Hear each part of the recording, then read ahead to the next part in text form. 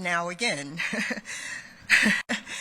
Your Excellency President Masisi, Your Excellencies Presidents and Right Honorable Prime Ministers, Honorable Ministers, and other government officials, other heads of government delegations, Corporate Council on Africa Board of Directors and member companies and organizations, esteemed members of the private sector, all protocols observed. It is my distinct privilege to welcome all of you to the 15th Corporate Council on Africa, U.S.-Africa Business Summit. I extend my deep gratitude to His Excellency President Masisi and his government for hosting the summit.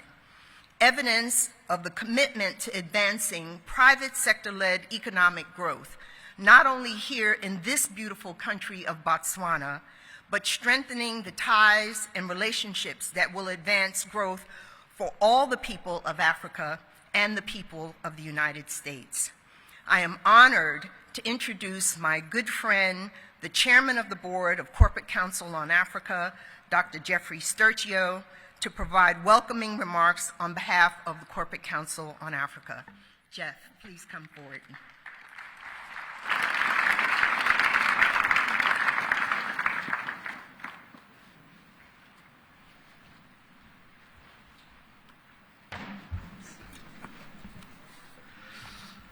I knew I was going to trip when I came up here. Let's hope my remarks go better. Thank you, Flori. And, Your Excellency, President Masisi, Your Excellencies, Presidents and Right Honorable Prime Ministers, Your Excellency Vice President, Ambassadors, and other members of the Diplomatic Corps, senior corporate executives, entrepreneurs, other distinguished guests, ladies and gentlemen, all protocols observed. It's a distinct honor and privilege to join Flori in welcoming you on behalf of the Board of Directors and the entire team at the Corporate Council on Africa. This is not just the 15th U.S.-Africa Business Summit, but 2023 also marks the 30th anniversary of the founding of the Corporate Council on Africa. 30 years of excellence in connecting U.S. and African business, trade, and investment interests. Your Excellency, President Masisi, I want to offer my deepest appreciation as Chairman of the Board of CCA for your enthusiasm to host this event, and the tremendous work that your Cabinet and the interministerial team who have dedicated so much time and energy to ensure it is a success. I also want to note the incredible work of the Botswana Investment and Trade Corporation, who catalyzed and mobilized the private sector to attend and support the summit. I also want to thank the head of the U.S. government delegation, Scott Nathan, the CEO of the International Development Finance Corporation, who's leading a robust, high-powered delegation on behalf of President Biden. The White House rightly saw this summit as a crucial way to continue not just the talk, but to advance the action, the important actions that President Biden's U.S.-Africa Leaders Summit and Business Forum, which many of you participated in, to continue those actions that have been generated since last December. I've been working myself for more than 3 decades to promote global access to life-saving health care on the African continent. And in my work, I've frequently visited Botswana. Because I've come to love Botswana and admire the people of this remarkable country, Mr. President, I was also an enthusiastic supporter of CCA holding the summit here in Gaborone. And it's exciting to see that we have 1,300 delegates, senior leaders from government, from the corporate world, small business people and entrepreneurs, international financial institutions, trade promotion organizations, and many others. And I mention this array of entities because it's vital that government and the private sector collaborate. Together, we can achieve really robust economic growth. In the end, it's government that's critical to creating conditions that are conducive to that growth, and the private sector that actually creates the growth. That vital partnership can achieve great things. And the sessions over the next 3 days offer us an opportunity in that spirit to exchange ideas and best practices.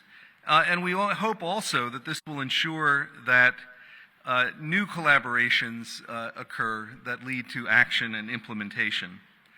Through this annual summit, the Corporate Council seeks to strengthen connections between the U.S. and Africa and to mobilize action as we have done for 30 years. CCA's member companies are crucial in that effort, along with partnerships with U.S. and African government and multilateral organizations. These collaborations are crucial to fostering deeper understanding in government of private sector interests and needs, and equally important to helping the private sector gain a deeper understanding of government policies and expectations. Such constructive collaborations enable us to advance shared goals, and in doing so, to benefit the peoples of the United States and of Botswana and of all of Africa. So today, on behalf of CCA's two vice chairs of the board, General Kip Ward and Access founder and CEO John Olajide, the entire board of directors, and on behalf of Flory and the CCA team, I humbly welcome you to the 2023 U.S.-Africa Business Summit. I look forward to meeting and talking to many of you over the next few days. As the African proverb says, if you want to go fast, go alone. If you want to go far, go together. And we want to go far in partnership with you all. I wish you a most productive summit. Thank you very much.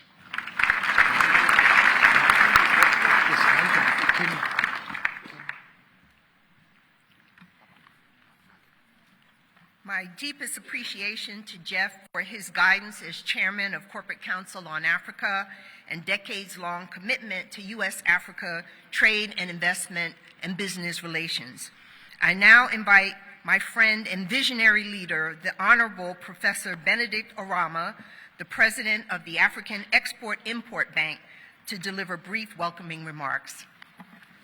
Dr. Orama.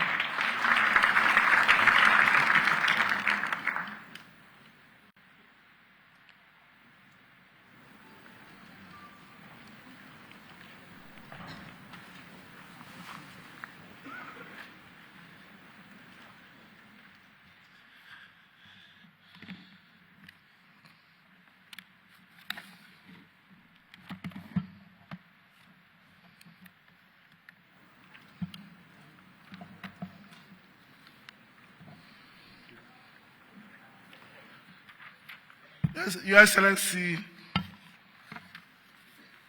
President of Botswana, Dr. Masisi, Excellencies, Presidents, Right Honorable Prime Ministers, here present, and representatives of presidents and prime ministers, the Chairman of the Board of Directors of Corporate Council in Africa, Dr. Jeff Stochu, Honorable Ministers, Governors, representatives of international organizations, dear Sister Flory, distinguished ladies and gentlemen. We are highly honored by the opportunity to address you all on this auspicious occasion. Congratulations to the government of Botswana and the Corporate Council on Africa for putting together a remarkable event, notwithstanding the immense challenges we are all confronted with. Special thanks to President Masisi and his government for showering us with the legendary Botswana hospitality that makes every first visitor want to visit again.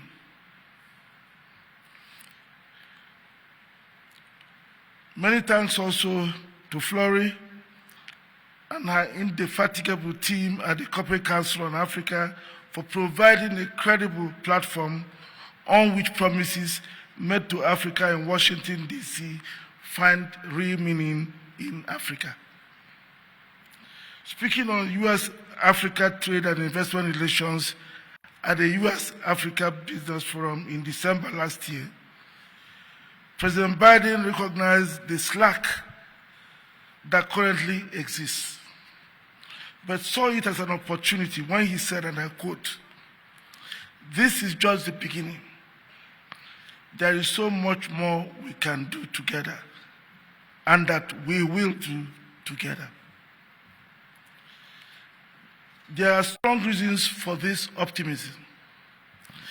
The US is the largest and most dynamic economy in the world, with far-reaching economic and geopolitical influences in global economic affairs.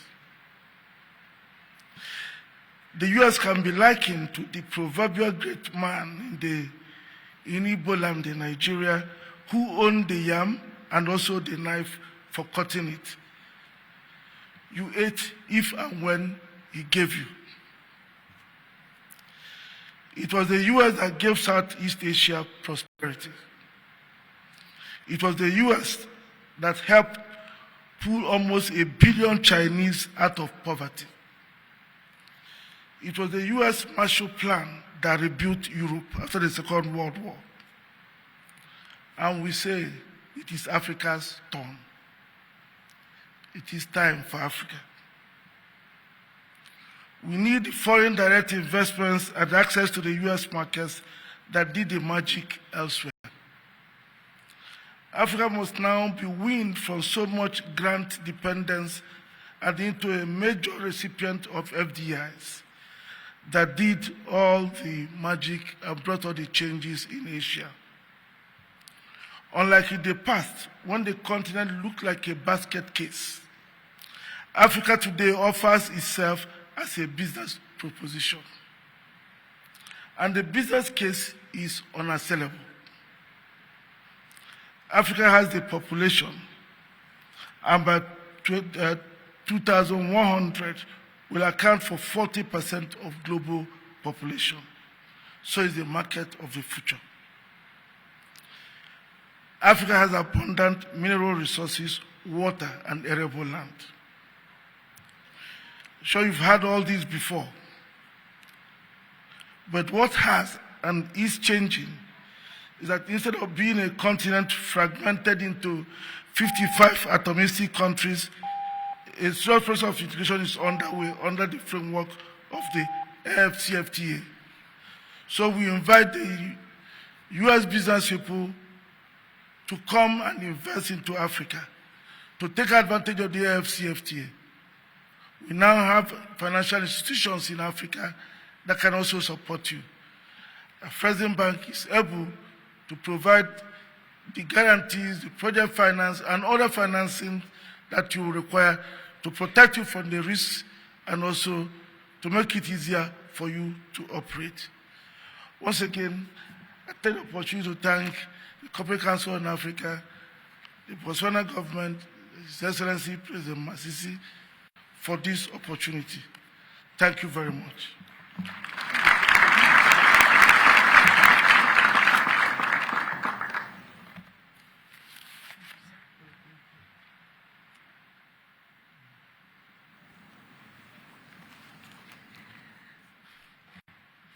Thank you, Professor Arama.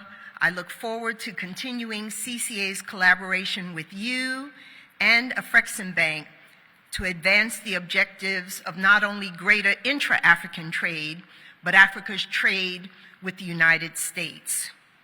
It is now my privilege to introduce the Chief Executive Officer of United States International Development Finance Corporation, the Honorable Scott Nathan, to deliver remarks on behalf of the United States.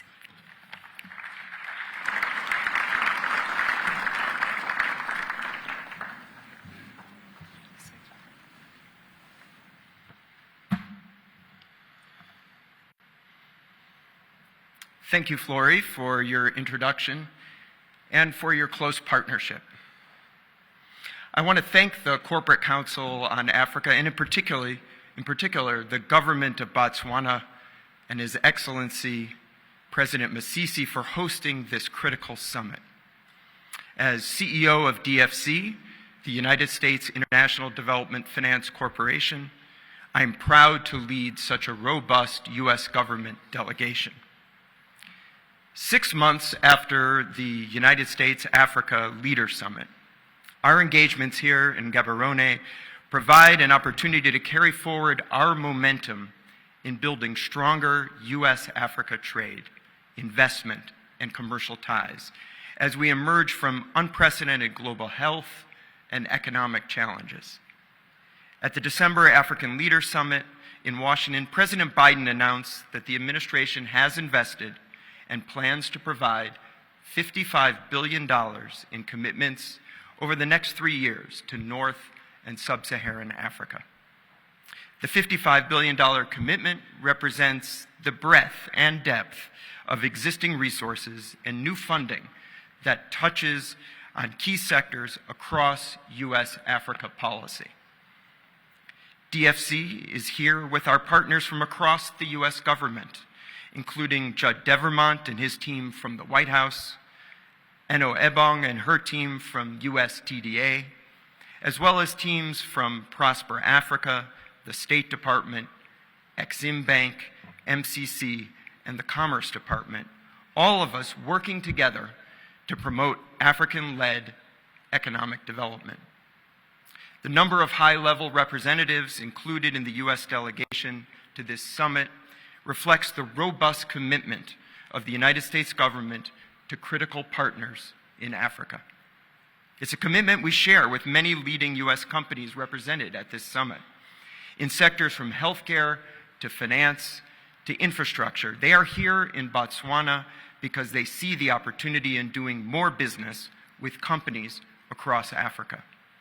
The United States is focused on what we will do with African nations and people, not for African nations and people, as we work to deepen and expand our partnerships, amplify African voices, and support the empowerment of Africans. At DFC, we're committed to using our tools, including loans, political risk insurance, and importantly, equity investments, to partner with African companies to unleash the power of the private sector and promote African-driven prosperity. Access to capital is the lifeblood of business and economic growth, and we're focused on mobilizing capital to the private sector. Already, DFC has the largest share of our portfolio, more than $11 billion, dedicated to investments on the continent. Since December, we've committed another $110 million in financing to new projects across Africa, and in recent weeks, DFC and our board of directors has approved more than $750 million in additional deals in critical sectors such as infrastructure, energy, and support for small businesses. We're well on our way to surpassing $1 billion in transaction approvals in this year alone, and I'm confident we will get there. Already in countries ranging from Malawi to Nigeria to Senegal, DFC is investing to provide reliable access to power for communities that have never had it. From Ghana to South Africa to Kenya, DFC is helping to expand data centers and critical 21st century digital infrastructure. And through DFC's support for innovative partnerships, thousands of smallholder farmers across sub-Saharan Africa are increasing their harvests and connecting to larger global markets. This is a small sample of DFC's work across the continent, but we know we can do more. We want to deepen our engagement with Africa. And I hope DFC and our partners from the U.S. government and private sector translate the contacts, ideas, and possibilities generated by this summit into real deals and meaningful projects that drive greater prosperity in the coming years and decades. It was 3 decades ago when Nelson Mandela delivered his Nobel lecture. "Let a new age dawn," he said. When you consider the progress so many African countries have made in the decades since, and that close to 70% of the people living in Africa today were not yet born when Madiba made those remarks, a new age truly has dawned. The youthful and ambitious populations of African nations, along with the diversity of Africa's ecosystems and markets, means this is an age of opportunity. Yes, it's true that in some ways the macroeconomic environment has become more difficult since last December's summit. We should not underestimate the challenges. But whether addressing climate impacts, promoting robust health systems and food security, building high-quality infrastructure, and even navigating difficult fiscal conditions. Unleashing the power of the private sector is critical to delivering solutions. At DFC, across the United States government, and with our private sector partners, we're dedicated to partnering with you to seize this new dawn and create new opportunities across Africa. I look forward to our work together here in Botswana and in the days to come. Congratulations and good luck on the summit. Thank you very much.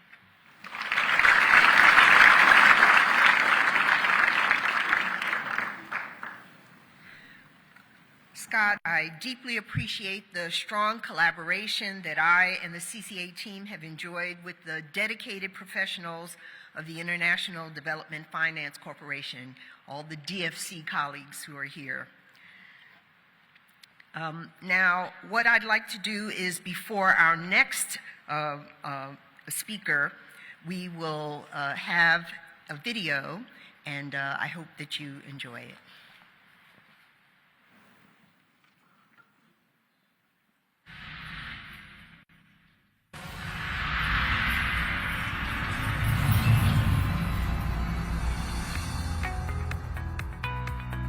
Dumelang and welcome to Botswana Kabula. Botswana, the essence of stability. We invite you to explore the spirit of strength and witness its profound impact on our people and the world. Our doors are always open for business in a safe, secure, peaceful, and thriving environment. This peace and tranquility allows our people to express themselves freely, fostering a society of diverse ideas and opinions. Our people are ready and waiting to host you with beaming smiles and enchanting song and dance. Driven by our rich history and cultural heritage, we are proud to share our stories with the world. Every narrative, every challenge, every effort, whether good or bad, shapes our collective identity. The beautiful, colorful, and alluring landscapes of Botswana welcome you.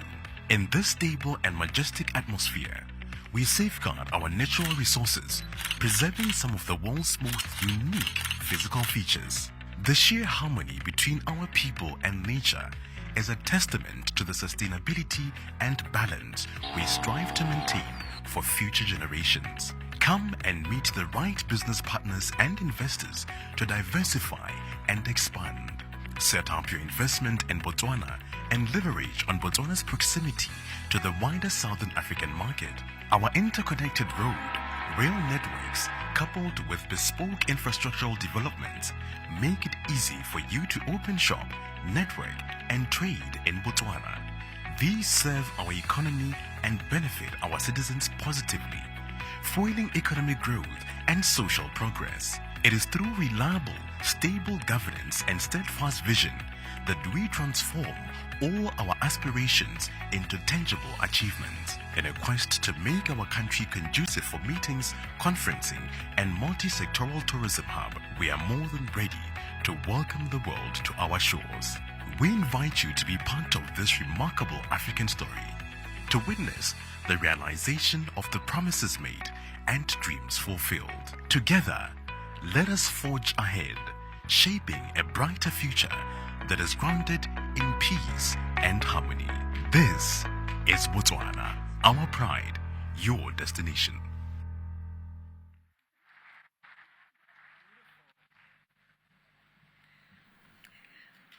That was wonderful. It is now my distinct honor and privilege to introduce our host, His Excellency Dr. Mokgweetsi Masisi, President of the Republic of Botswana, to deliver his keynote address and formally open the 2023 U.S.-Africa Business Summit. Your Excellency.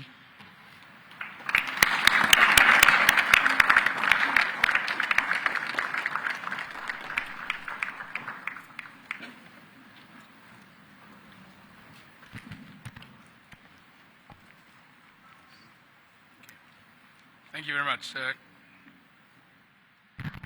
you. Please take your seats.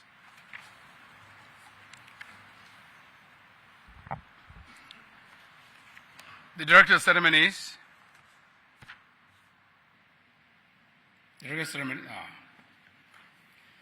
of Ceremonies, Your Excellency Mr. Philip Nyusi, President of the Republic of Mozambique, Your Excellency President Emerson Mbuzo Mnangagwa, President of the Republic of Zimbabwe, Son Excellence Monsieur Mohamed Bazoum, President of the Republic of Niger, Your Excellency the Right Honorable Prime Minister Mr. Cleopas Sipho Dlamini of the Kingdom of Eswatini,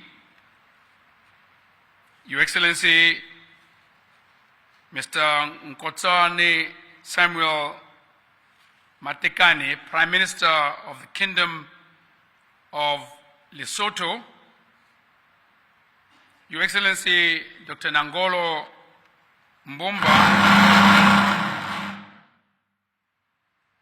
That's not how you pronounce his name. That's not how you pronounce his name. His name's Dr. Nangolo Mbumba. He's the Vice President of the Republic of Namibia. Honorable Mr. Musi Kafela, the Minister of Trade and Industry of the Republic of Botswana, Honorable Ministers from Botswana and other visiting ministers, heads of delegations of other countries, the Corporate Council on Africa Chairman, Dr. Eustachio, and your board, Ms. Florise Lize, the President and CEO of the CCA, Kosi Puso Gaborone, the Chairman of Ntlwadio Kosi, Chairman Honorable Colin Muchotli, and other honorable councillors here, the Chairman of the Land Board and other Land Board members here, the Head of the Public Service in the Republic of Botswana, Ms. Emapilwe Tletse, and senior government officials, members of the CCA and representative of both the US and African business community present, captains of industry, distinguished guests, ladies and gentlemen, a very good morning to you all. Good morning. Good morning. I'm truly delighted this morning to welcome you to Botswana, to this important gathering for the Corporate Council on Africa, CCA's 15th US-Africa Business Summit, and to this village of the Batlokwa, the ethnic group that hosts us here today. The Chairman of Ntlwadio Kosi, the Chief of the Batlokwa, Kosi Puso Gaborone, I sincerely thank you, your people,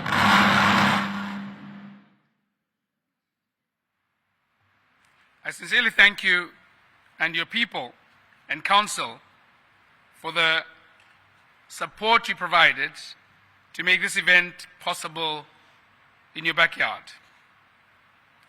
I thank the chairman and his council for their hospitality too.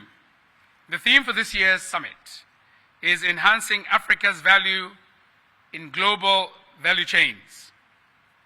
Its aim is to explore new and evolving opportunities to build a stronger US-Africa trade and investment relationship and assist Africa achieve her objective of becoming more competitive and an integral part of the global economy.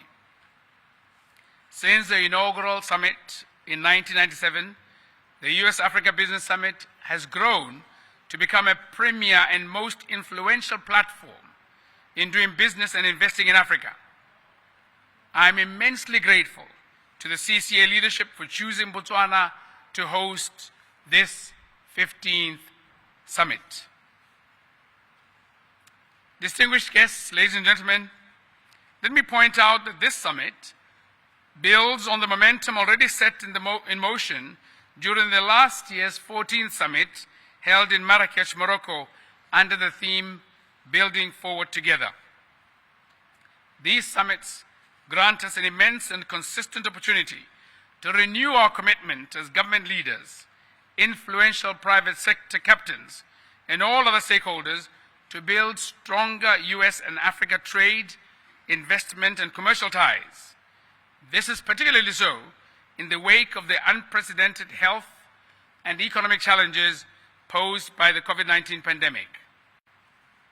I wish, therefore, to stress that the US-Africa Business Summit remains a key pillar on Africa's engagement on hosting African heads of state, US and African government officials, top CEOs, and senior business executives spanning major sectors that are critical to the continent's development, including infrastructure, ICT, health, energy, mining, and creative industries. This year's summit will also be remembered for strong participation by African leaders whose presence builds on the solid foundations laid by the 2022 US-Africa Leaders Summit hosted by His Excellency President Joe Biden of the United States of America. Your Excellencies, distinguished guests, the theme, Enhancing Africa's Value in Global Value Chains, is a profound recognition that there are fundamental gaps between the Global South and the North in terms of Africa's stake in value chains and integration. Consequently, this summit is a step forward as we forge together towards creating a strong, balanced, transparent, and inclusive trading system that benefits all nations. It is particularly pertinent to the sub-Saharan countries who are faced with enormous challenges relating to industrialization, job creation, economic diversification, skills gaps, narrow export commodities, and low export capacities. As a developing country, Botswana falls within this unfortunate category, despite being classified as an upper middle income economy. For her part, Botswana constitutes less than 0.2% of Africa's population and contributes about 1% of Africa's GDP. As the world's largest producer of gem diamonds by value, it is imperative that we develop value chains for raw materials to allow for greater value addition, spur innovation and growth, adapt to climate change, build sustainability, deepen economic diversification, and create opportunities for exploitation of global supply chains. It is against this backdrop that my government has ushered in the Reset Agenda, whose key priorities include the need to harness new and evolving technologies brought about by the fourth industrial revolution and accelerated application of the digital technology in service delivery, leading to economic growth. To create an inclusive economy, we need more private sector involvement to drive value chain development in major industries ranging from mining, tourism, agriculture, and education. However, our efforts alone in Botswana, or as Botswana, will be an exercise in futility if we are not fully integrated into the global economic system. It is on this basis that I wish to recognize and commend African leaders for the formation of the African Continental Free Trade Area, AFCTA. Once fully operational, the AFCTA will build and strengthen regional integration as well as boost intra-Africa trade, thus increasing value-added production, trade across all valuable sectors of the continental economy, and attaining the vision of Agenda 2063, the Africa we want. It is also our earnest hope that in consonance with the letter and the spirit of the US-Africa Leaders Summit, the Biden administration will renew the Africa Growth and Opportunity Act, AGOA, initiative, which expires in 2025. The AGOA renewal now, with expanded mandates, will give a strong signal and confidence to the markets and serve as a catalyst for Africa's industrialization and inclusion into the global value chains. Distinguished guests, I am pleased and motivated to know that we are not alone in our quest to build a strong and inclusive global trading system and a resilient African economy. Allow me to briefly reflect on the US-Africa Leaders Summit, which was held in December 2022 in Washington, D.C., whose aim was to enhance beneficial collaboration between the United States of America and African countries in areas of mutual interest. Most importantly, the Biden administration offered a new US-Africa partnership with advanced focus on promoting trade and investment between the United States of America and Africa, highlighting commitment to Africa's prosperity, security, democracy, and elevating the ideas of the African diaspora, in particular youth, civil society, academicians, marginalized populations, and women. During the summit, the US administration announced several new initiatives to expand two-way trade and investment, bolster African health systems, engage the diaspora, and foster technological innovation in African countries. Of all these, the most significant outcome was the United States pledge to commit a total, as you heard from the head of the American delegation, a whopping $55 billion in foreign assistance to invest in Africa over the next 3 years. These funds are broadly aimed at supporting the African Agenda 2063 by investing in human capital, infrastructure, digital connectivity, agribusiness, sustainable energy, health systems, and peace and security. Worth highlighting are the following, which underpin some of the major outcomes of the summit. 1. The US Trade Representative and the Secretary General of the FCTA Secretariat signed an MOU to facilitate the implementation of the FCTA. 2. To commit $369 million in new investments across Africa through the US International Development Finance Corporation, DFC. The DFC already, as I said, has more than 11 billion commitments in Africa, US dollars.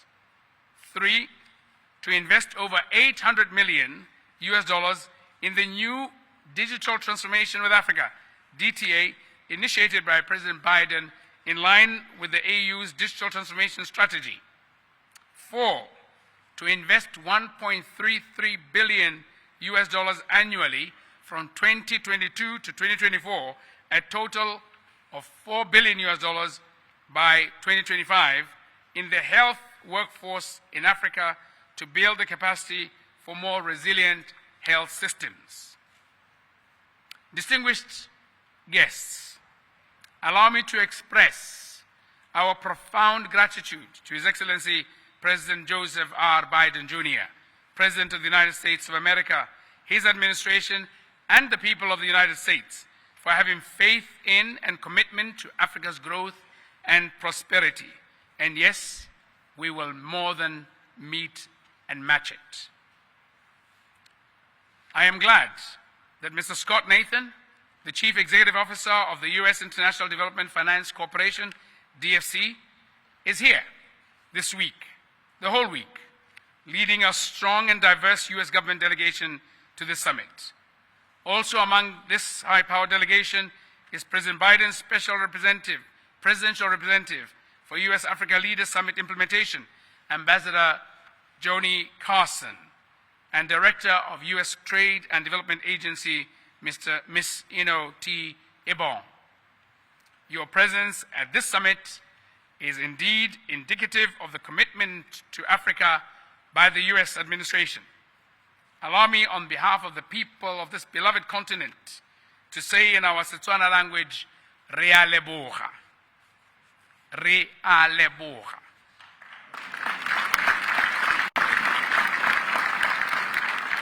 If you have difficulty saying it, yes, you can twang it and Re a leboga. It's still acceptable. Distinguished ladies and gentlemen, I'm fully cognizant of the fact that and reality that ultimately the responsibility for the economic and social transformation of the African continent lies with us as African nations and leaders. We therefore stand ready and eager to take advantage of your presence and availability as representatives of the United States government and utilize this summit as an essential platform and long-term endeavor toward building a stronger 21st century US-Africa partnership. Let me once again highlight the importance of the CCA in helping companies identify new business opportunities, forge partnerships, make strategic decisions, and stay current on policy developments. I am informed that 20% of CCA's membership is headquartered in Africa. It is my earnest hope that through this regular summit, we will be both challenged and encouraged to grow this percentage to 50% in the next decade. You can guess where I get the 50% from. It is also my utmost wish and desire that this summit will come up with resolutions that will lead to a deepening of US-Africa trade relations. This year's summit has brought together more than 1,300 US and African private sector executives, international investors, senior government officials, multilateral stakeholders, and yes, SMMEs.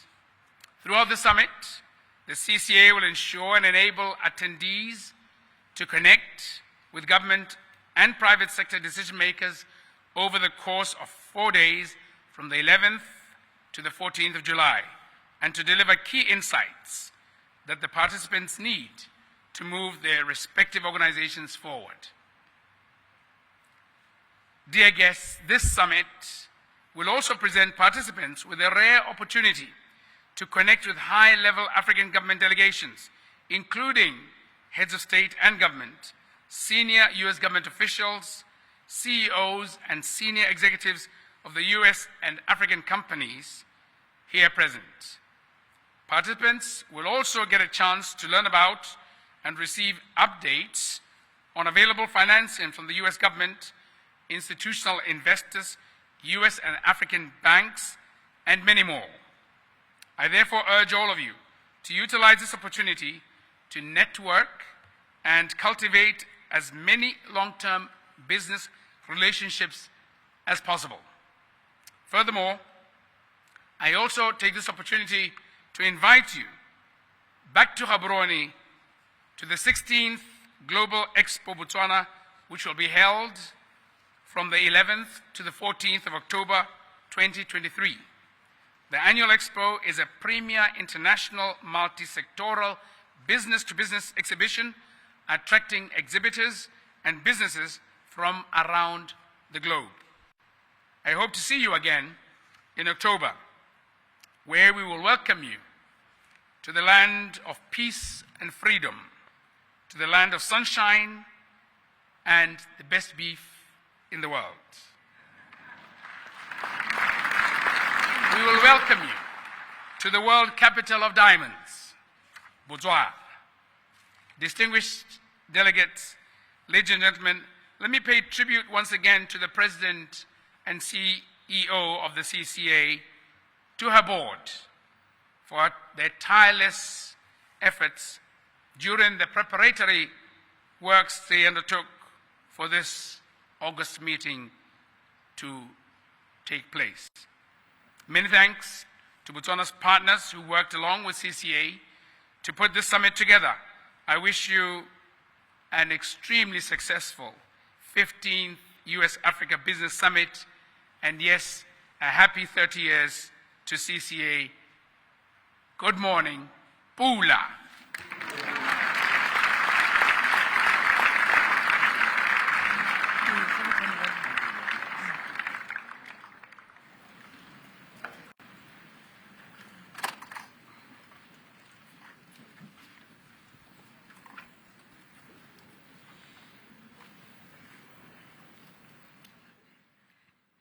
Thank you very much, Your Excellency, for those inspiring remarks and for opening this summit, CCA's 15th U.S.-Africa Business Summit. And thank you especially for your gracious partnership with Corporate Council on Africa to advance trade, investment, and business relations between the countries of Africa and the United States. We will now, all guests, remain seated as we transition from our opening ceremony of the summit to some special remarks. Thank you so much. Your Excellencies, distinguished guests, ladies and gentlemen, thank you for your enthusiasm in the opening of the 15th U.S.-Africa Business Summit. Prior to the start of the Scene Setter Plenary, please welcome special remarks from two of the summit's most generous sponsors. Help me welcome to the stage Mr. Lungisa Vusile, Chief Executive Officer of Standard Bank, South Africa.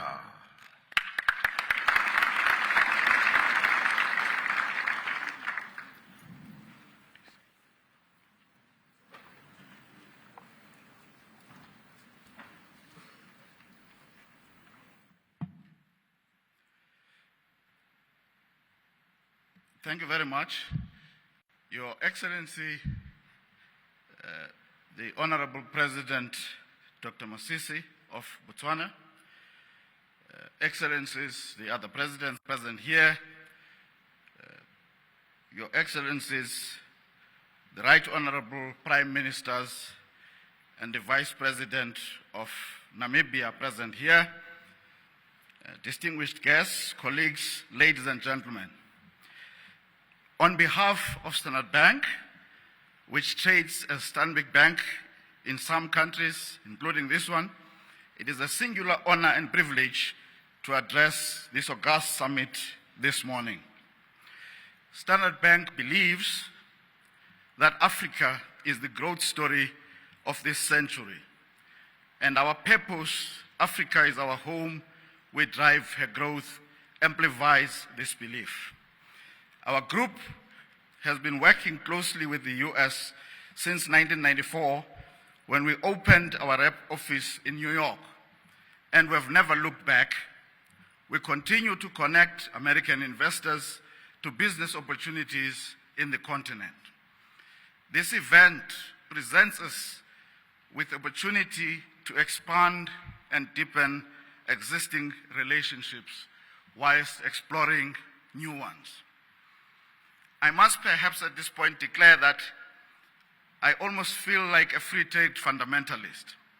I believe that free trade is good and freer trade is even better. In challenging times like now, we must promote more trade amongst each other. Carefully managed trade supports growth, it creates decent jobs, and it improves standards of living for all involved. At Standard Bank, we provide customized, market-leading trade finance solutions to our 20 local points of presence on the continent. We leverage our strong in-country presence to meet our clients' diverse trade needs. We embrace digital technologies, and our Trade Online, cloud-based platform provides our clients the ability to execute their trade transactions digitally seamlessly. We have also been actively participating in driving the imminent implementation of the Africa Trade Agreement that President Masisi just referred to earlier. We are actively exploring ways in which, as banks, we can play a meaningful role in facilitating trade in a more seamless manner over the next period. At Standard Bank, we provide customers with market-leading trade finance solutions, and we will continue to do this over the next while. We have been embracing digital technologies to try and ensure that we make trade even much easier in the period ahead. I cannot emphasize enough the importance of partnerships. And this year's summit, the 15th one, comes on the heels of several successful energy transition projects which promise to be the genesis of even more sustainable Africa and the world at large. There can be no doubt that our continent presents excellent opportunities for long-term investors looking for good returns that make a significant contribution to economic and human development and that accelerate our beautiful continent's growth. As Africa strives to compete in a rapidly changing geopolitical environment, as financial institutions, we must challenge ourselves and begin to examine more closely what our role should be in this regard. As banks, we're increasingly looking beyond traditional commercial indicators and are deepening our understanding of our indirect impacts in this regard. Please join me in welcoming you to the beautiful country of Botswana, and I wish you a very successful and fruitful summit. Thank you very much. Thank you, Mr. Fusile, for those remarks. And now, ladies and gentlemen, if I can have your attention to the screens as we enjoy a video presentation from Botswana.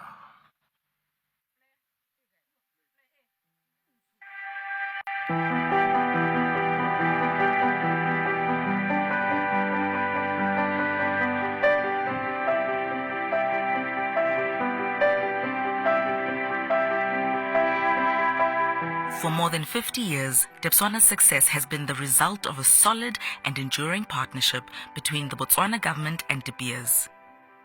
This has been underpinned by the resilience and commitment of its workforce. The Botswana story is one marked by a careful stewardship, wise investment, and shared prosperity by all stakeholders. Botswana is motivated by its vision of becoming a global benchmark diamond business and is regarded as one of the world's leading diamond producers by value. It currently operates 4 operations: Orapa and Damtsha mines, the Letlhakane Mine Tailings Treatment Plant, and Jwaneng Mine. Recovered diamonds are sold to the Diamond Trading Company Botswana in Gaborone, one of the world's most sophisticated rough diamond sorting and valuing facilities. After this stage, the diamonds are sold to the De Beers Global Sightholder Sales for aggregation and to the wholly government-owned Okavango Diamond Company, ODC. The diamonds are then sold to the world's leading diamond tears, known as sightholders, to be cut and polished before being sold to jewelry manufacturers both locally and abroad. Botswana is the largest employer in Botswana after the government, with over 5,500 employees and 6,000 contractors. The company recognizes that having a more diverse and inclusive workforce is not only the right thing to do, but also a business imperative. Botswana is guided by the Social Way Framework, which establishes social performance principles by delivering a lasting positive contribution to communities, managing risks and impacts. Botswana's vision and values underpin the way it operates. They guide the way it deals with its people and its stakeholders, empowering the company to make life brilliant and turn diamond dreams into reality. One of the company's core values is to conduct business in a manner that upholds the safety and health of its employees, visitors, and contractors, and minimize impact on the environment. Botswana's environmental and safety systems conform to the highest international standards. The game parks surrounding its larger operations are well stocked and protected and are used as popular recreational destinations and for environmental education. Through the significant contribution of Botswana, Botswana is now regarded as a modern economic success story, a country with modest beginnings that has transformed itself into a rapidly developing upper-middle income economy. Even though diamonds are finite, Botswana remains a beacon of hope for Botswana and will continue to be such for the foreseeable future. Botswana, mining diamonds, enriching the nation. Ladies and gentlemen, please help me welcome to the podium Mr. Andrew Matlamutsumi, Managing Director of Botswana.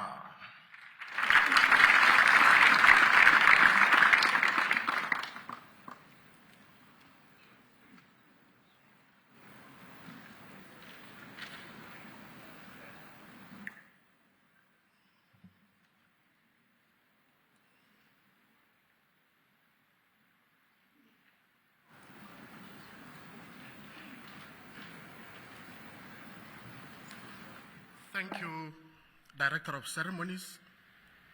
Your Excellency, the President, Dr. Mokgweetsi Eric Kiabetu Masisi, President of the Republic of Botswana, Your Excellencies, visiting heads of state and governments, honorable ministers, members of parliament, senior government officials from other countries and Botswana, members of the Diplomatic Corps, Corporate Council on Africa Board of Directors, CEO and member companies and organizations, CEOs of the various local and international companies,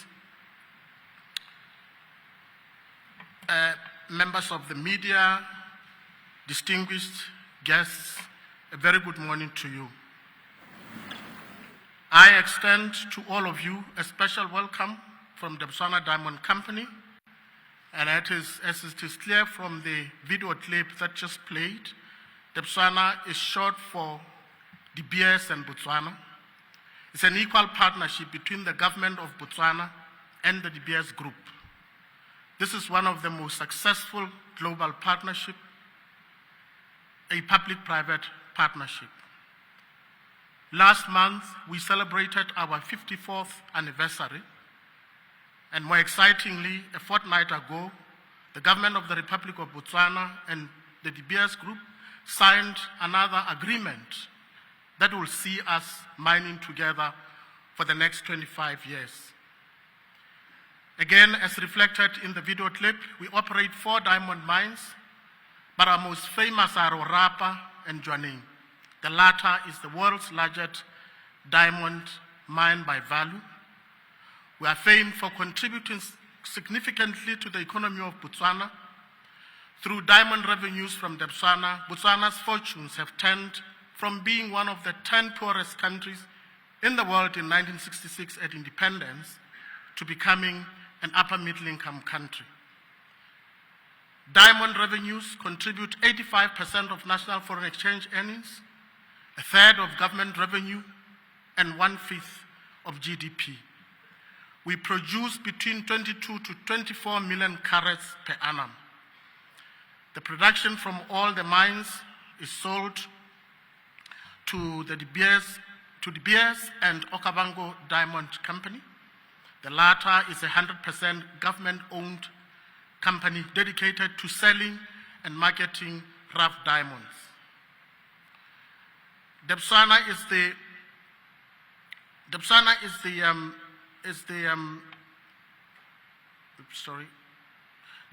the biggest supplier, as I said, of rough diamonds to the De Beers Group. We are the largest employer in Botswana after the government. We are famed for unearthing some of the most beautiful and valuable stones on planet Earth. In recent years, in 2019, we discovered one of the purest and rarest types of diamond, blue in color, from Orapa mine. A year later, there was the rarest pink diamond from our youngest mine, Damsa mine. 2 years later, we were blessed with another huge find from Jwaneng mine, a 1098-carat stone. It seems there's no limit to what we can scoop from the earth. Distinguished guests, this does not come by chance. Year in and year out, we sit down and plan. We seek the best methods of mining and best technologies out there. We employ world-class technology to mine the precious jewel from the belly of the earth. We drive productivity improvements, and as an example, due to the innovation and technology we employ, our processing plants perform at par with the best in the world and have won awards for efficiencies.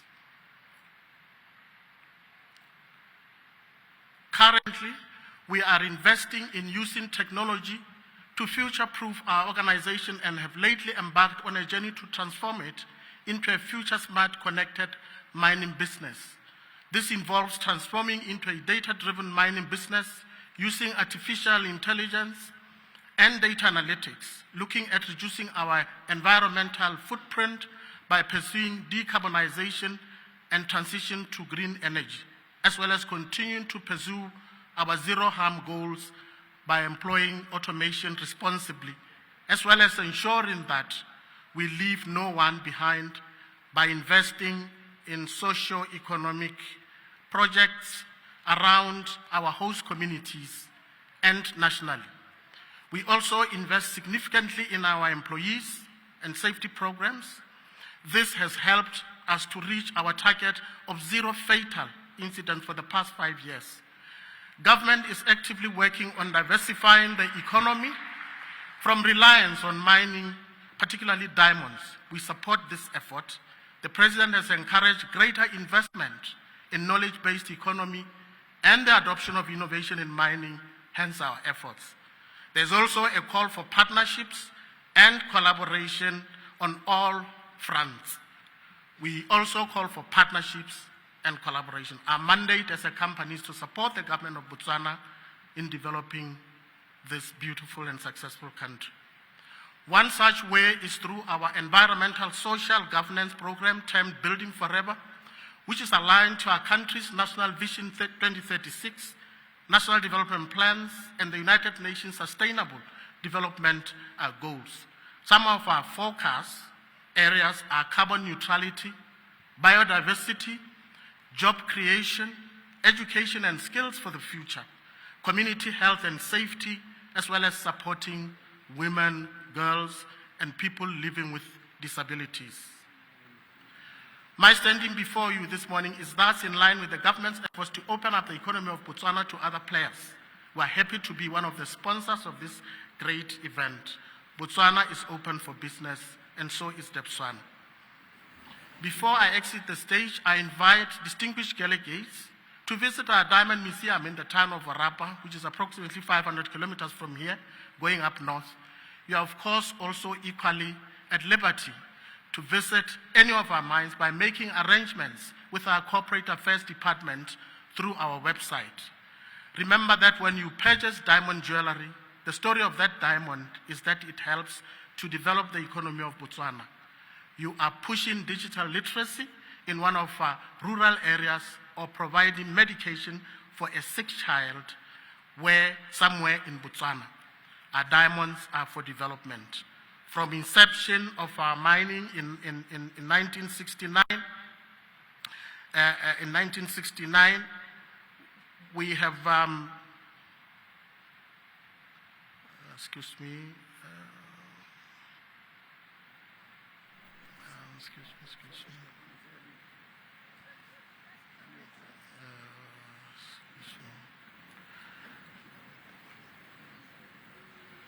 Yes, from inception in 1969, the government has pursued this goal. With these few remarks, I wish you a joyful stay in our capital city and in our country. The winter chill may be lashing at your faces, but it's no match to the warmth of our hearts. It's a chilly season, but it's also a season to chill and cherish the moment. Enjoy the hospitality of Botswana. Distinguished guests, I thank you very much for your kind attention. Pula.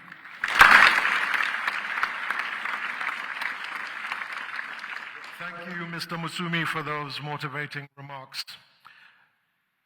It is now my pleasure, the moderator and the panelists for our scene setter plenary to take their places on the stage. Now, as we've heard throughout the morning, enhancing Africa's value in global value chains not only brings prosperity and economic prospects, but it also enhances the everyday lives of our citizens. So for this conversation, I'm joined by an esteemed panel that are here to bring their experience, their expertise, but also their insights to this conversation. And we hope that not only will it be a scene setter, but it will also be a tone setter for the coming days. Please join me in welcoming my panel. I'm joined by Charles Russon, CEO of for Corporate and Investment Banking at ABSA. I have Renan Ozierli, Regional President, Eastern Europe, Middle East and Africa for MSD. Yes, let's give a round of applause. Aida Diarra, Senior Vice President and Head of Sub-Saharan Africa for Visa. Mr. John Olajide, Founder and CEO of Access and Chairman at Cavista Holdings. and Mr. Sanjeev Gupta, Executive Director for Financial Services at the Africa Finance Corporation.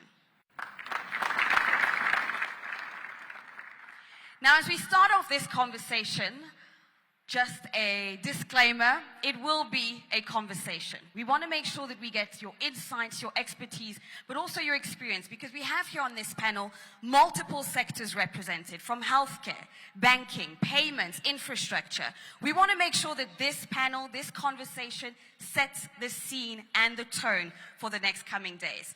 So I want to start off, John, by getting your insights.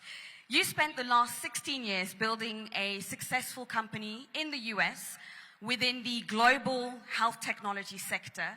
And then in the latter years, you ventured out this corner of the earth to Africa. What are some of the challenges that you've experienced in building your business on the continent and in connecting them to the global marketplace?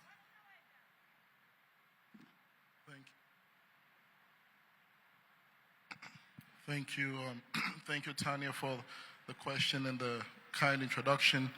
President Masisi and the people of Botswana, I want to congratulate you all on this amazing summit. Congratulations. We're having a great time here in Botswana. And as Tanya said, I'm John Olajide. I'm the founder and CEO of Access, the leading global healthcare technology for healthcare at home, and also the chairman of Cavista Holdings, a holding company with investments in agriculture, hospitality, fintech, technology, now in mining, and lots of different things. As you mentioned, I'm the founder of Access. It's a healthcare technology company headquartered in Dallas, Texas, and we lead the world in building technology to power healthcare to help people get technology for healthcare at home. We believe at Access that the future of healthcare is in the home. And the reason is because there just aren't enough resources anywhere in the world, in the advanced world or in developing countries, to build traditional healthcare delivery system, hospitals and all that. And even if those resources existed, we believe that delivering healthcare in that manner is not the right way to do it. The theme of this conference is enhancing Africa's value in global value chains, and we believe you can leverage technology to eliminate distance and get care to people wherever they are. Tanya, if you permit me, I'll share a quick story with you that I've shared with a lot of people. I go visit my dad frequently in Nigeria, in the rural Nigeria. And when I visit, we'll walk around the village. It's a place that's about 5 hours from Lagos, Nigeria. And one morning, as my dad and I were walking through the village, we ran into a young man that was frantically trying to get somewhere. And my dad paused the gentleman because he knows the guy and said, "Where are you going?" And the gentleman said, "Well, I'm trying to get to the local clinic because my wife is in labor." My dad encouraged him on to move forward, and he did that. A couple of days later, I get up in the morning. My dad is an early riser. I'd go see him, and he had this weird look on his face. He wasn't exactly happy. And I said, "Dad, what's going on?" And he said, "Well, you remember the young man from a couple of days ago?" I said, "Yes, what happened?" He said, "Well, the wife was pregnant. She was delivered of a set of twins, but she did not make it. She did not make it. And what happened was she had been pregnant for 42 weeks, a high-risk pregnancy. There's no reason why she should have had a high-risk pregnancy and carried that for 42 weeks. And subsequently, the story gets even worse. A few months later, I was in Dallas. One morning, I talked to my father on Saturday mornings, and we had a conversation, and he shared with me that, you remember the gentleman from a few months ago, he was in so much despair that he took his own life as well. And they had a young child, so they had 3 children that were orphaned. I say that to say that was totally avoidable, because with technology, the type of technology that we provide, there could have been intervention from anywhere in the world, leveraging technology to interfere and make sure that didn't happen. And I'm proud that the most advanced technology in the world today to get healthcare to people wherever they are, eliminating distance, was built by a gentleman. I'm a proud product of Africa, very proud product of Africa. And I'm glad that today we lead the world in building technology that's enhanced that value chain to the highest levels possible, and then we can prevent stories like that. And looking forward now to taking all that type of work to the continent and making sure everyone can get access to quality healthcare services wherever they are. Thank you. Absolutely. Thank you so much for that story, John. And this gives us a practical example of the importance of Africa integrating global value chains. Now, Charles, I'd like to bring you in here. I mean, as a CEO of corporate and investment banking, you deal with a lot of sectors. What has historically been the greatest barrier to Africa integrating global value chains? And in your opinion, what needs to be done? Thanks, thanks, Tanya. And first, let me just say what a privilege it is to be here and to be part of an event like this. I think, first of all, just starting with a banking and a banking relationship, banking role, at the end of the day, we are here to enable. And first of all, let me say that, as a bank that is deeply purpose-led, with a deep African history, this is so close to us and what really we're about, empowering Africa's tomorrow together, one story at a time. We have to find ways to enable the continent to grow. I mean, I think we all know, and we heard earlier, it's Africa's time. And I think for that to happen, we have to come to the table. We're a critical partner. We've got incredible partnerships with developmental agencies, developmental banks, DFIs, etc. We bring a lot of innovation to the table. We have relationships across the continent. But we have to find ways to ultimately unlock this. And to do that, we need the partnership across the continent. I think we understand that at 3% of the global trade coming out of Africa at the moment, that isn't appropriate. So how do we unlock that? And I think driving the African Continental Free Trade Agreement is just so fundamental to it. And I think if we can align policies, drive infrastructure, drive talent, critical skills are absolutely essential to growing this and to delivering the next phase of this. Thanks, Tony. Thank you, Charles. And that's such an important point, and I'm so glad that you bring up the AfCFTA, the Continental Free Trade Agreement, because one of the critical factors to that is, of course, payments, and making sure that payments can be done cross-border to facilitate intra-African trade, as well as trade with the rest of the continent. So, Ida, this is where I'd like to bring you in. How is the payments landscape in Africa enhancing Africa's participation in global value chains? Thank you very much. First, I'd like to echo the panelists' recognition to President Masisi and giving us an opportunity to be here. And thank you, the CCA, for welcoming us. It's a privilege for us to be part of conversations happening with leaders of public and private sector to shape the future of the continent. A lot has been said this morning about the potential of the continent, and I'd like to focus maybe on 3 areas before I get into the payment impact. The first one has to do with our population. Earlier we heard about how Africa, today's contribution to the population, which is about 17%, is going to get to 25% in 2050. What a powerful engine for economic development. It is believed that by then, 4 trillion of payments will take place in the continent as a result of that drive. It's a combination of business and consumer payments.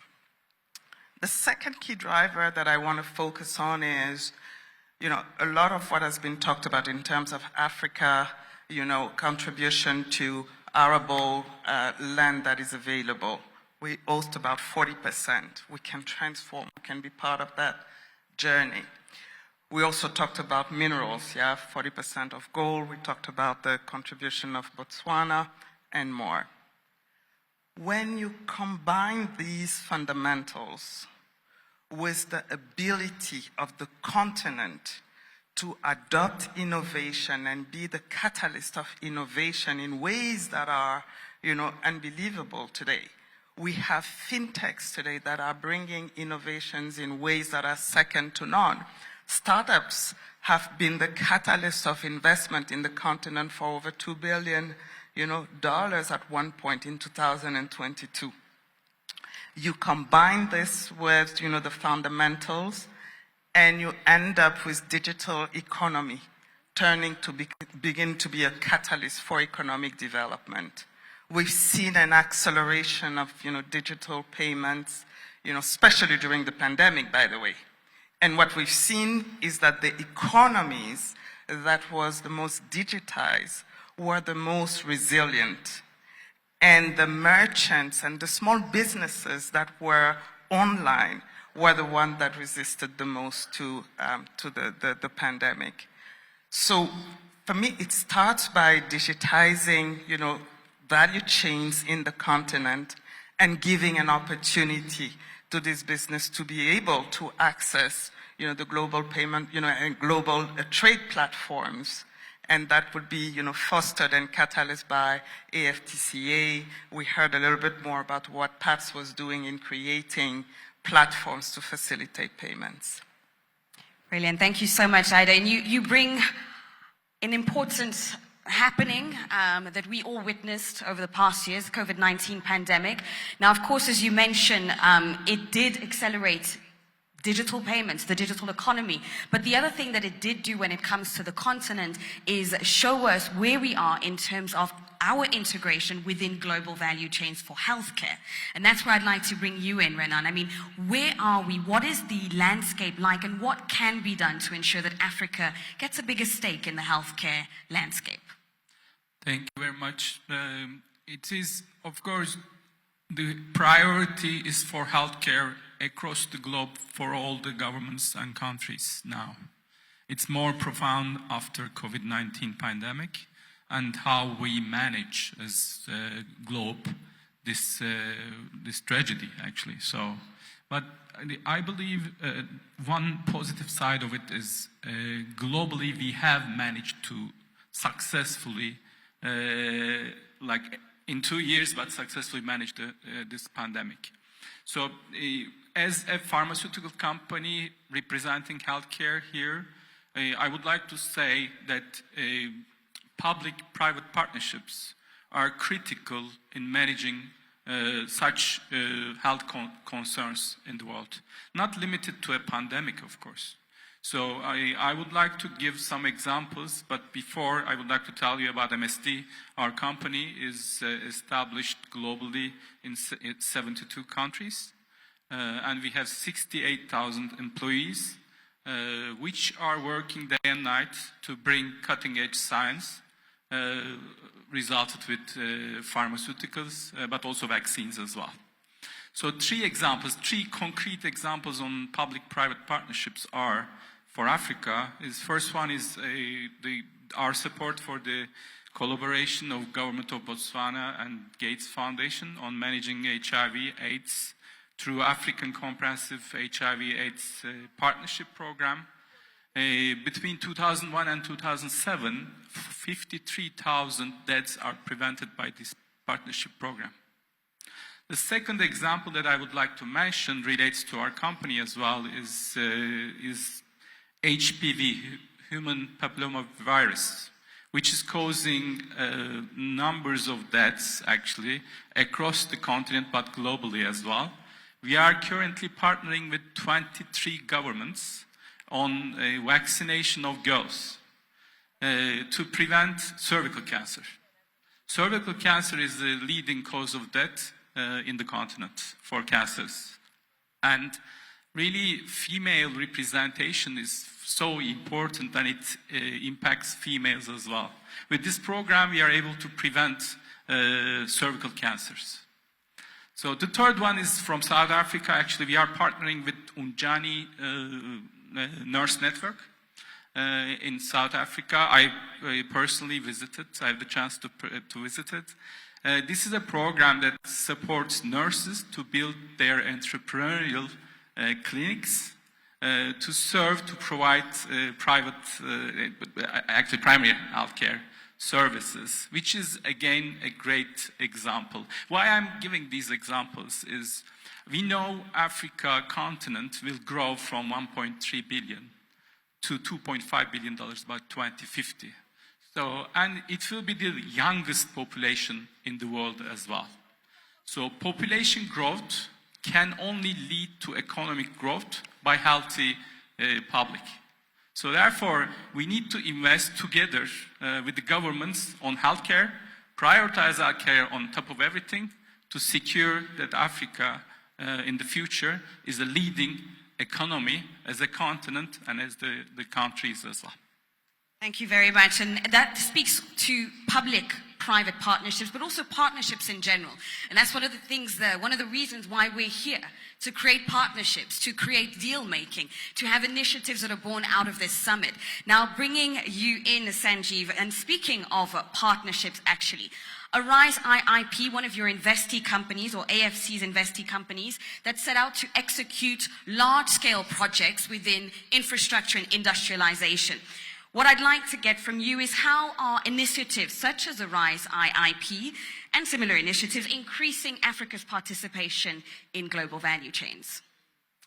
Yeah, so thanks, Tanya, for the question. And maybe just to put some context to the whole issue of value chains. I don't know whether you know, Tanya, that I used to live in the 90s in Botswana. And what I heard just now this morning in terms of what Botswana has achieved as a public-private partnership and in terms of addition of value at source, in terms of enhancing export earnings, in terms of creating jobs, is a role model.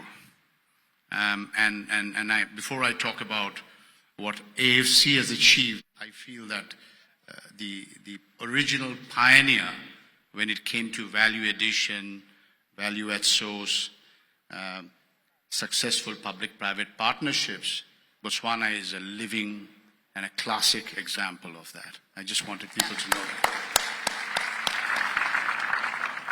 Having said that, my 2 pennies worth in terms of what we have achieved. So, just again to put a little bit of background to people who don't know AFC. AFC was created 16 years back with African capital supporting us. So it was African public capital and African private capital, both very scarce commodities, as you know. And we were given $1 billion and told, go and develop Africa's infrastructure. It was a bit like many explorers of the olden days being sent to find the new land. That was pretty much the experiment we started. And we very quickly realized that we cannot build commercially viable and investor-led or private sector-led infrastructure in Africa if there is no industrialization to back it. And industrialization will not happen unless we can change the mindset and start processing our primary goods on the continent. So it's like the Holy Trinity, as I like to call it: infrastructure, industrialization, value addition. So the example that you wanted me to talk about, Gabon Special Economic Zone, epitomizes that, right? Why does it epitomize that? Because one of the other very early realizations we had for us to be successful was we realized that global capital will not come to Africa unless we, as African institutions, can develop and de-risk projects on the continent, which is why a big part of our operating model is project development, which takes that early stage risk. So very quickly, 60 seconds on the Gabon Special Economic Zone, therefore, having put the context hopefully, is the Gabon Special Economic Zone is a very simple concept, that Gabon has been historically exporting timber in raw form. All we did is we partnered the government of Gabon and we built a full ecosystem where we have a special economic zone which houses close to 400 companies which processes and makes furniture out of Gabonese timber. And to do so, we created the logistics network for the special economic zone to be connected to the hinterland where the timber comes from. and that comes now efficiently. And because we are felling trees, we also have drone technology to make sure that the felling is not indiscriminate and replanting is going on.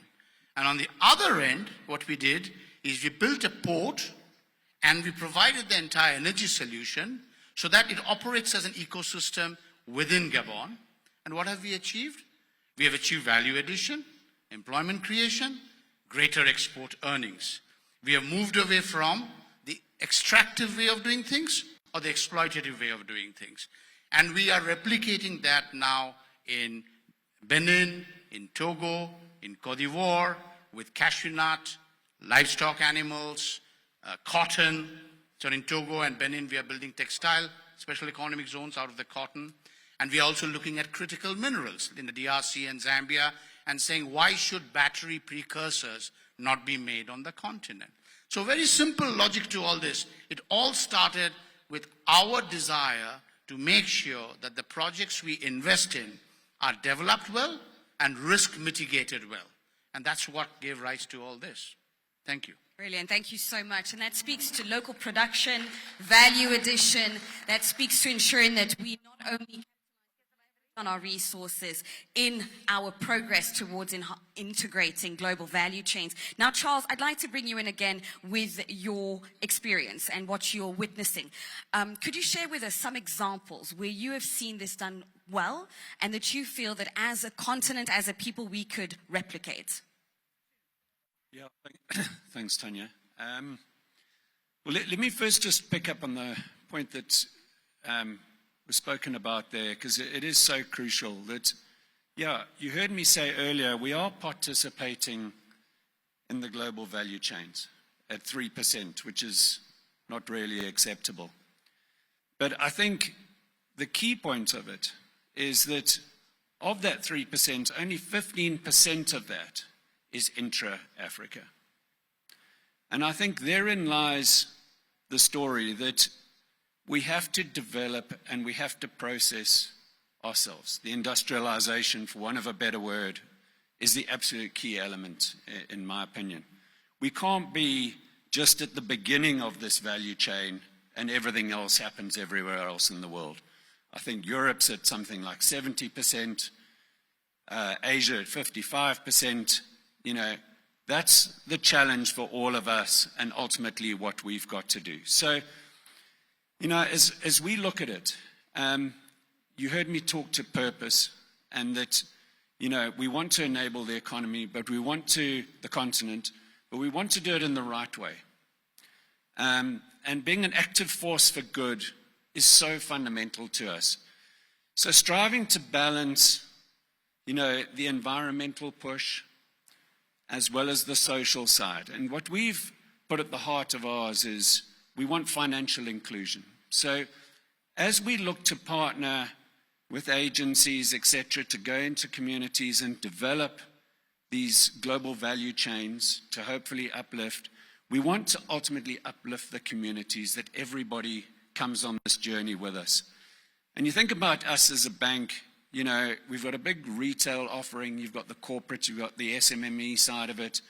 You want to bring this whole ecosystem to bear for the communities, such that the growth doesn't just happen in a very narrow value chain, it starts to happen on a very broad basis. And I think, as a bank, I think that's the one thing that we can do, is really drive this financial inclusion across the broader community as we bring different stakeholders to bear to ultimately, hopefully, make the continent prosper. Thanks, Charles. And that's such an important point as well that you raise in terms of ensuring that we don't just come in the beginning of the value chain, but actually enhance our value along the entire value chain. And John, that's where I'd like to bring you in. I mean, you employ a large amount of engineers in Nigeria. What has been the effect on the wider ecosystem when it comes to the SMEs, the local value chain? What have you seen? Thank you, Tanya, for that question. Yes, just so the audience knows, one of our companies employs the largest number of software engineers in Nigeria. And I want to tell you a story again, you know, me and my stories, about value addition. In our global infrastructure and building technology, for instance, We have engineers scattered around the world, in the US, Canada, India, the Philippines, and all these places. And as we deliver the solutions into the marketplace, we have to deliver solutions on mobile devices as well. Now, what we learned was that in Nigeria, where a lot of our engineers, this large number of engineers are, because they don't have easy access to bandwidth and large computing devices, and they have to do things on very small devices, they've become very skilled at engineering for mobile devices, and they actually lead the world in how to get that done. So as those teams deliver solutions into the marketplace, our clients are amazed at the quality of engineering that's happening on mobile devices, and I'm happy to say that's happening from the African continent.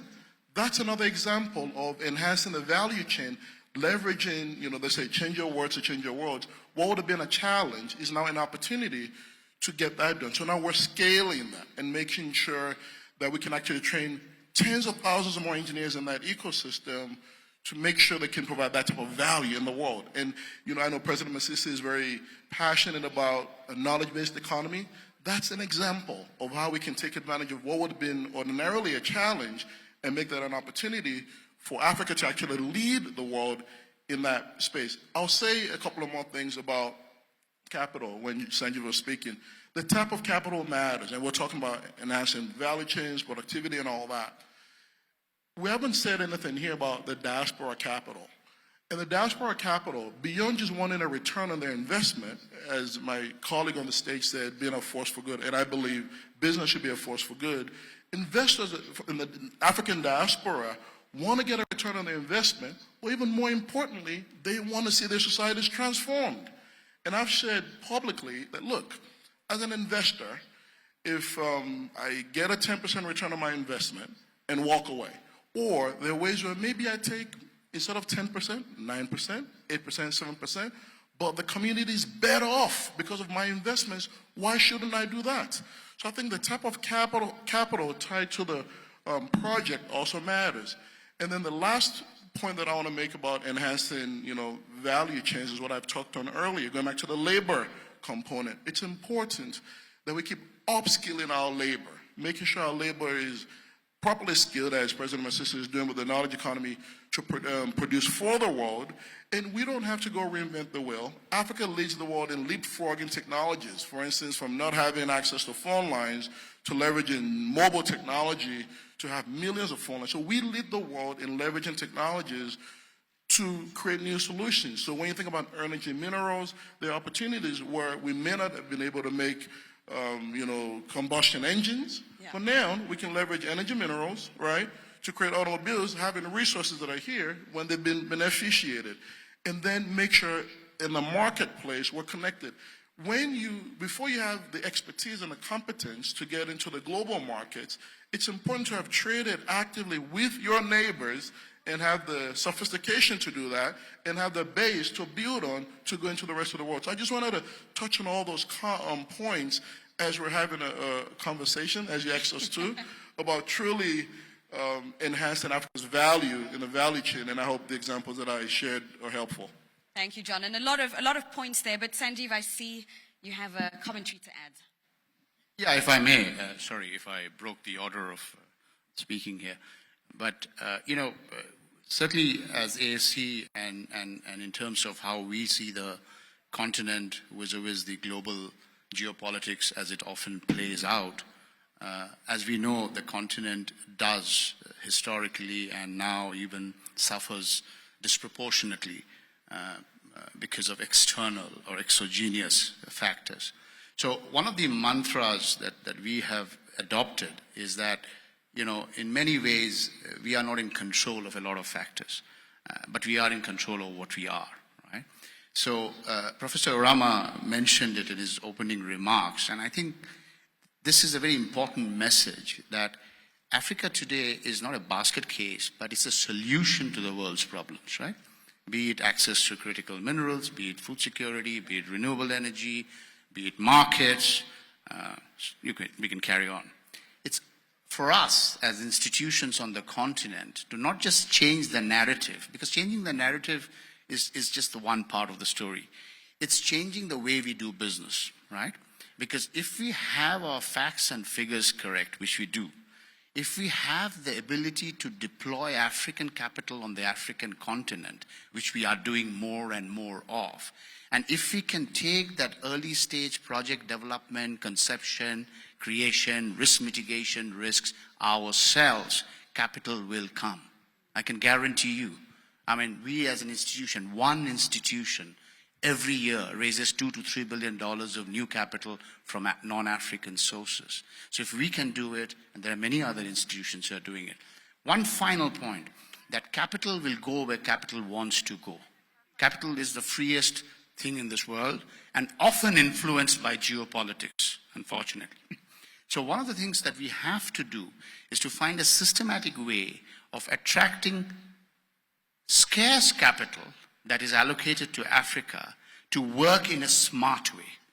And what I mean by that is, increasingly we are talking to global investors, particularly the global DFI community and the sovereigns, to say, do not fund, instead create credit enhancements, create first loss covers, give us that blended aspect of commercial funding so that projects become sustainable from a commercial point of view without you taking any additional risk. I can unpack what I said, but I think I've touched on a thought that hopefully will remain with the audience. Thank you. Yeah, absolutely. And I'd like to actually jump on that, because what you're talking about here is, in a way, risk mitigation and also ensuring that we work together as countries and as institutions to ensure that more capital and resources flow our way. But one, let's say, school of thought that often comes is the question of, should we specialize? Should there be specialization in one sense from a regional perspective? And Renan, I'd like to get your thoughts on this. Is there a need for regional specialization where one country does one thing, another country does another thing? A very good question, and I certainly believe that there needs to be specialization and regionalization as well. And I think Africa is in the right way in terms of building clusters to deal with the improving, for instance, access to healthcare as well. So therefore, my brief answer to your question is yes. What we need to build on, actually, is to make sure that we are sharing practices across the countries as well. So this is one continent, but it's not one country. So there are numbers of countries with varying degrees of access to healthcare, for instance, and therefore sharing best practices is a great idea. I'd like to give two practices that we are involved as pharmaceutical company. One of them is a Mectizan donation program. 35 years ago, we have committed to provide Mectizan for the treatment of river blindness across Africa, but not limited to Africa, but also Middle East, Asia Pacific, and Latin America. And this program continues for 35 years, and the ultimate goal is to eliminate river blindness. And there are two countries who have already almost there, but we are looking forward to these type of partnerships in corporate social responsibility as well. So second example is probably our partnership with WHO on Ebola vaccine. We have pioneered in the research and development of Ebola vaccine globally. And whenever there is an outbreak in a country, we partner with WHO to go to that country and send the vaccines right away and to stop the outbreak. So this is another example of specialization and regionalization, because you adapt your way of partnership according to the issue geographically. So, but finally, I would like to say one more thing about pharmaceuticals, because the real value that we bring to global value chains is research and development. So, all in all, totally, global pharmaceutical companies have invested $80 billion to R&D for developing cutting-edge science, pharmaceuticals, and vaccines. Yeah. So the real key to open innovation and to bring value to Africa continent is to partner with the governments to bring more clinical trials to Africa continent as well. Brilliant. Thank you so much. Now, as we bring this To a close, I'd like to come to you, Ida, with, it's going to be a very rapid fire answer, but what is for you the key to unlocking Africa's full potential in integrating global value chains in one sentence? Well, that's difficult. But I'd say it starts with connecting Africa, within Africa, different African countries, connecting, small businesses within the countries themselves, and then opening up the country, to the continent, to the rest of the world. Visa, what we do is we make credentials available to consumers, allowing them to pay, and we open up also networks and merchants and allow them to get onto networks. So, with your permission, I'm going to take more than 1 minute. I want to talk about, some of the work that we do with government, because it's important as we've been talking about, financial inclusion and making sure that we digitize our economy. There's a lot of thoughts and willingness now to make sure that we digitize as Africans some of the major flows. And recently we worked with the government of Cote d'Ivoire, for example, who came to us and say, you know what, we have farmers today that are still doing business, exchanging cash. How do you Visa can help us digitize this chain? And we've worked with them to make available solutions to allow, these merchants and these farmers to accept digital payments and also to make their own payments as they purchase their supplies. Why is it so critical? It is because we're opening them up to the rest of the continent and we're opening them up to the rest of the world. Same with informal traders. The same government came to us and say, we have a lot of informal players. We don't know who they are. It's not channeled into the formal sector. How do you Visa help us make sure that we digitize, this industry? And we've been issuing them with credentials and opening them up to digital payments. The list is long, and I know you gave me only 1 minute, but it's just to say that the opportunities are endless. We need to capitalize on how vibrant the continent is to give them access to the rest of the world. Thank you so much, and that is a perfect note to end on. The opportunities are endless. Ladies and gentlemen, esteemed guests, please give a round of applause to our panel, the Scene Setter Plenary with Charles Russin, CEO, Corporate and Investment Banking at ABSA, Renan Ozieli, Regional President, Eastern Europe, Middle East and Africa at MSD, John Olajide, Founder and CEO, Access and Chairman of Cavista Holdings, Sanjeev Gupta, Executive Director for Financial Services at the Africa Finance Corporation, and Ida Diarra, Senior Vice President and Head of Sub-Saharan Africa for Visa. Let's give them another round of applause for this Scene Setter Plenary. Thank you to my panelists. Thank you, ladies and gentlemen, for your attention. The high-level dialogue sessions will begin promptly at 11 a.m. Panelists in those sessions, please make your way to the meeting rooms. Attendees, please quickly grab coffee or tea and make your way to the sessions of your choice. The next plenary session, Deal Room, reporting on U.S. government progress on deals and commitments made at the U.S.-Africa Leaders Summit, will begin at 2 p.m. Ladies and gentlemen, please leave your receivers behind. There are receivers and headsets in the various meeting rooms. Thank you.